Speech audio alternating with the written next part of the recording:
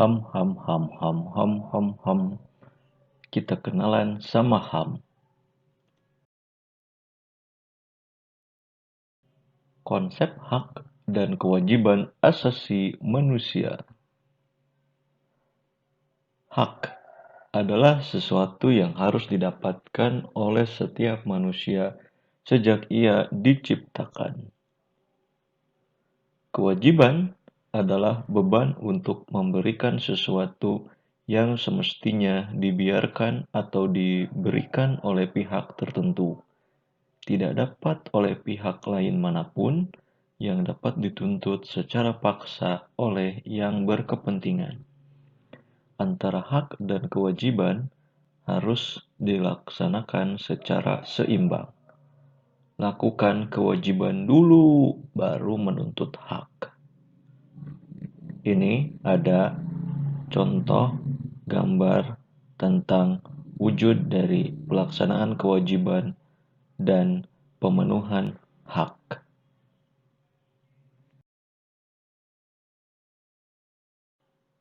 Tibalah kita pada bahasan mengenai esensi, yakni esensi mengenai HAM atau hak asasi manusia. Menurut Undang-Undang Nomor 39 Tahun 1999,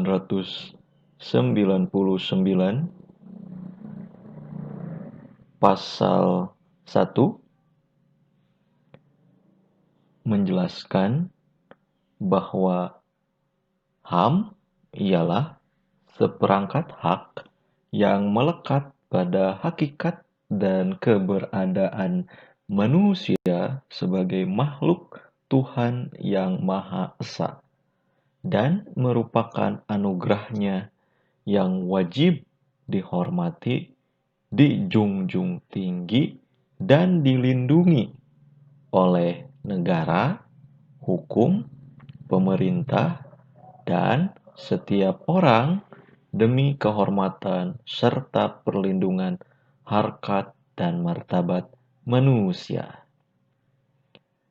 Oleh sebab itu, setiap manusia harus menyadari bahwa di dalam dirinya terkandung suatu hak asasi. Pun demikian, harus juga menyadari bahwa di dalam diri orang lain juga terkandung hak asasi manusia. Sehingga manusia yang satu dengan manusia yang lain harus saling menghormati, menjunjung tinggi, dan melindungi hak asasi manusia tersebut. Begitupun kamu ya.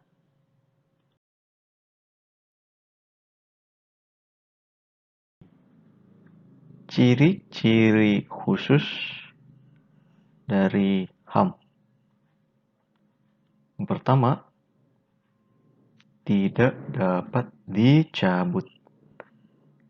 Jadi, hak asasi yang dimiliki oleh setiap orang tidak bisa dicabut atau diambil baik secara halus maupun secara paksa oleh orang lain. Yang kedua, tidak dapat dibagi. Orang yang memiliki hak asasinya itu hanya berlaku untuk dirinya sendiri. Tidak bisa dia bagi-bagi. Pun juga orang lain. Hakiki. Yang ketiga, hakiki di sini artinya hak asasi ini sifatnya abadi, akan terus ada selama manusia itu ada. Dan yang keempat, universal. Semua orang memiliki hak asasi, tidak pandang bulu, tidak pandang status. Oke? Ya, berikutnya kita bahas tentang sejarah HAM. Sejarah HAM, pertama kita awali dari John Locke, yang mengatakan bahwa hak asasi manusia itu meliputi hak hidup, hak kebebasan, dan juga hak milik.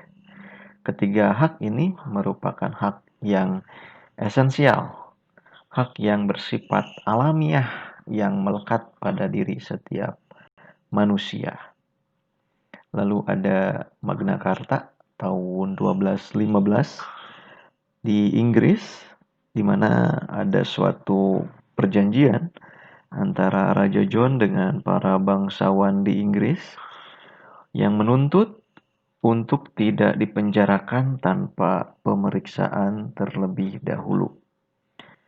Ada juga yang disebut dengan Revolusi Amerika tahun 1776 yang dikenal dengan istilah Declaration of Independence, di mana di dalamnya terkandung tuntutan-tuntutan yang berusaha menyadarkan umat manusia di seluruh penjuru dunia. Yang pertama, tuntutannya adalah bahwa semua manusia itu diciptakan sama. Dan yang kedua, tuntutannya yaitu penghapusan atas kolonialisme dan perbudakan di seluruh muka bumi ini. Dan juga adanya gerakan kesetaraan antara laki-laki dan juga perempuan. Yang keempat atau yang selanjutnya ada yang disebut dengan Revolusi Prancis tahun 1789, di mana adanya penentangan dari rakyat Prancis terhadap Raja Louis ke-16 agar Raja Louis ke-16 tidak bertindak sewenang-wenang dan agar rakyat Prancis diberikan haknya atas kebebasan, persamaan, dan persaudaraan. Lalu ada For Freedom dari Franklin Delano Roosevelt, ini yang kelima. Isinya berupa kebebasan untuk berpendapat, beragama, bebas dari rasa takut, dan bebas dari kemelaratan. Dan yang terakhir, ada Universal Declaration of Human Rights yang didirikan pada 10 Desember 1948.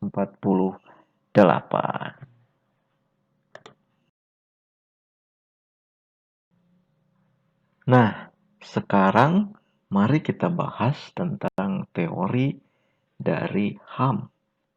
Yang pertama ada yang disebut dengan teori perjanjian masyarakat yang digagas oleh John Locke. John Locke mengatakan, ketika manusia membentuk negara, maka hak yang ada pada manusia itu harus dijamin oleh undang-undang. Bila dicermati dari teori perjanjian masyarakat ini, artinya di dalam sebuah negara harus ada mekanisme atau instrumen agar hak asasi manusia dapat dijamin oleh negara. Dan mekanisme atau instrumen itu yang kita kenal sekarang dengan sebutan atau istilahnya undang-undang atau peraturan perundang-undangan. Lalu ada teori trias politika yang digagas oleh Montesquieu yang mengatakan bahwa kekuasaan negara itu dibagi 3 ya. Ada kekuasaan legislatif, eksekutif, dan juga yudikatif. untuk melindungi hak asasi dari kekuasaan negara. Kita telah ketahui bersama bahwa lembaga legislatif ialah lembaga yang berwenang untuk membuat undang-undang. Sedangkan lembaga eksekutif ialah lembaga yang melaksanakan undang-undang. Sedangkan lembaga yudikatif atau kekuasaan yudikatif ialah kekuasaan yang berwenang untuk mengadili dan menegakkan hukum. Seperti itu. Lalu yang ketiga ada teori kedaulatan rakyat oleh J.J. Rousseau. Isinya, penguasa diangkat oleh rakyat untuk melindungi kepentingan rakyat, termasuk hak asasi. Bila dicermati dari teori kedaulatan rakyat yang digagas oleh J.J. Rousseau ini, terlihat bahwa negara yang berasal kekuasaannya itu dari rakyat haruslah pro terhadap rakyat, harus melindungi rakyat, termasuk hak asasinya harus dipenuhi. Lalu ada teori negara hukum yang digagas oleh Immanuel Kant. Kant mengatakan bahwa negara bertujuan untuk melindungi hak asasi dan kewajiban warga negara. Oleh karena itu, negara yang baik adalah negara yang mampu menyeimbangkan antara urusan hak dan juga urusan kewajiban terhadap warga negaranya. Pun demikian, warga negaranya mampu menyeimbangkan antara hak dan juga kewajiban terhadap negaranya. Macam-macam hak asasi manusia. Hak asasi pribadi atau personal right. Hak asasi ekonomi atau property right. Hak persamaan hukum atau right of legal equality. Hak asasi politik atau political right. Hak asasi sosial budaya atau social and cultural right. Hak asasi perlakuan tata cara peradilan dan perlindungan hukum atau procedural right.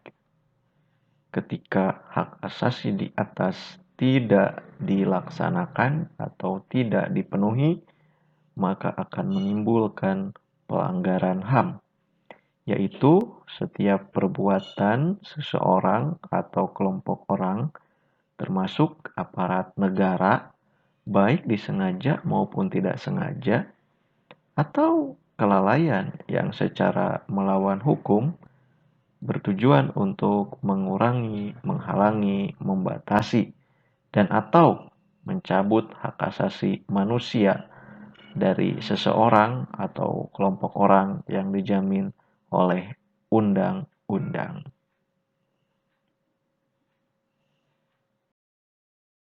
Ayo, kerjakan ini.